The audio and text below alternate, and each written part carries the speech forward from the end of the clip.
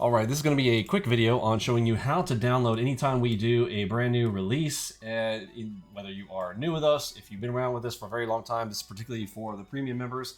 If you are going to be getting the latest version or we do an update, putting out an update, we get this question all the time. So I want to address that here with you guys right now. So on the left-hand side of Discord, if you are a premium member, you'll scroll down here to the premium members only section, and you're going to click on this section that says download for premium members right here.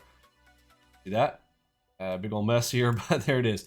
Download for premium members. This is going to be anytime we put out an update, just come right here. You don't have to fill out the forms. It will skip all of that section where you've got to kind of fill out forms and stuff like that. You can come right here, click on download links direct. This is going to get an update. So we just put out one yesterday. This is why it's applicable. I'm going to do another video here in just a moment on some of the new and updated settings, but we need to put this video out here for those of you guys who are trying to go in and fill out their form multiple times.